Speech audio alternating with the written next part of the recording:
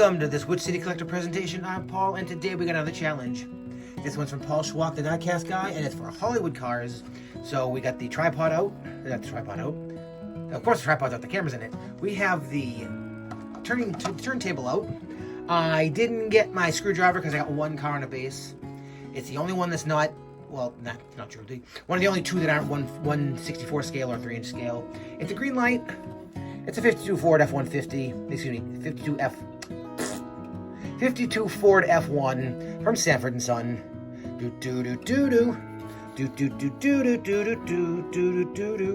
Which is an American take on, I believe, the British TV show Steptoe and Son.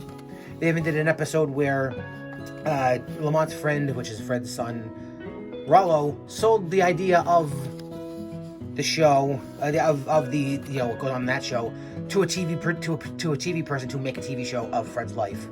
So this is the lovely 1/43rd scale. This, I think, originally, well, I paid probably around $20 for it. I don't really, I don't remember, but I think those for some reason go for quite a bit more money. I don't know if it's all 1/43rd scale Greenlight appreciate like that, but that one certainly did. Then we've got a the 60s Batmobile from Hot Wheels. I think it's a basic, it's a basic version, not one of them funky ones. It's, pretty much plain tampos, some, red line, and some, red striping, blue glass, gray windows, gray seats, blue glass, plastic base, metal body.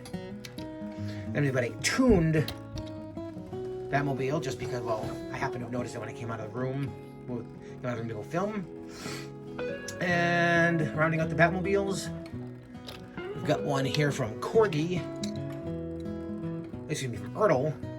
I know it was a normal brand. The Ertl 1980s Batmobile, which is the Batmobile of my childhood, because I believe it was the opening weekend of this Batman movie. We didn't go see the Batman movie. We saw Ghostbusters 2.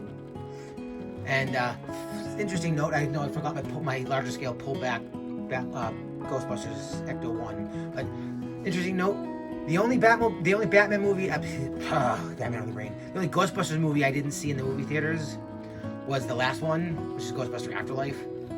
And supposedly I saw that first Ghostbusters in 1984 when I was 2.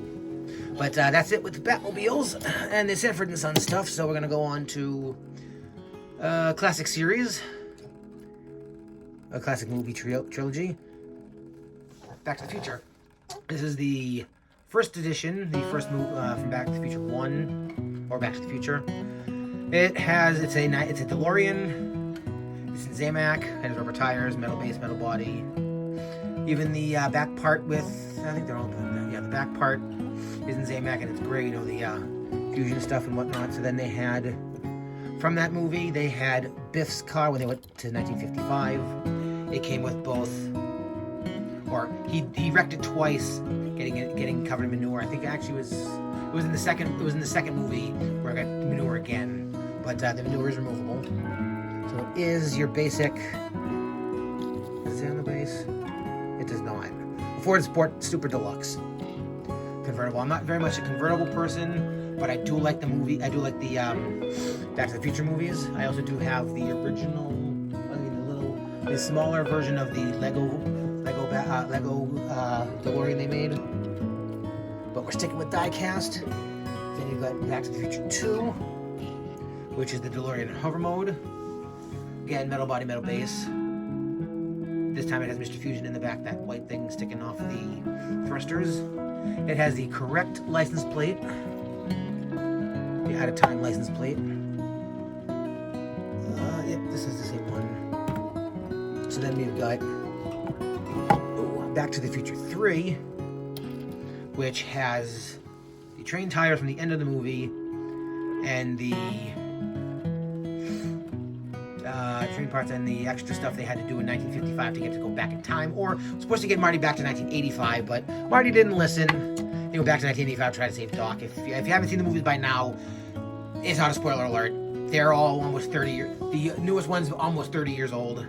Over 30 years old. So if you haven't seen it by now, I ain't spoiling nothing. And we've got from The Simpsons car, or Homer's car. not to be confused with the Homer, which is the car he designed for his brother's car company. But this is the Homer, in a nice metallic pink, tan interior, and tampos front and back. And we've got the Mario Kart, Sans Mario. This was the mainline issue, which is a different casting than the ones with the Mario characters. We should see where they're going to go with that line. Then we have Steamboat Willie from Disney, early Disney. Then we've got a pair of cars. You were either, in my generation, a fan of the Flintstones, or the next franchise coming up, which was the Jetsons. This car actually is what got me back into collecting Hot Wheels, because I was one time I was at Walgreens picking up a prescription, and I looked at I just happened to be waiting in line because that's the aisle you go down, is the aisle with the toys at the particular Walgreens I go to, and I saw it and I'm like, I've been watching some DIecast YouTube beforehand, and well, I saw it and I'm like, I will get one because it's you know, it's a TV show I liked, and it, you know, then it all rolled in from there. 2 more to go. Ever popular British TV show Mr. Bean. This is from Matchbox. This is actually the licensed version of the Mr. Bean one, I believe. It is, because it has the front license plate. They did do a non-licensed version, which wasn't Mr. Bean licensing. It was just the lime green 60 something mini, the lime green 64 mini with the black hood. And rounding it out, the last but not least, the Wagon Queen family truck star from Greenlight from National Lampoon's Vacation, which, if I'm probably gonna remember to tag at the end, the review of their this year's Hallmark keepsake ornament, which was from National Lampoon's Christmas Vacation. I think I showed the Wagon Queen, the Wagon Queen family truck star they did a few years ago that you push a button on and it plays Holiday Road. But anywho, I want to thank Paul Schwalk, the DIecast guy, for the challenge of showing off some Hollywood cars. I figured this is going to be something people aren't going to normally show, because you're going to have a lot of Fast and Furious and those, you know, classic cars like, you know, Bullet and Christine and all the other stuff that's, you know, more iconic. But, you know, everyone collects what they like. That's the best part about diecast collecting. You shouldn't rag on anybody for collecting what they like. You buy what you like and you will be happy with it. If you made it this far, I thank you for watching. I ask you to like, comment, share, subscribe if you're inclined, and I'll see you in the next one. Goodbye.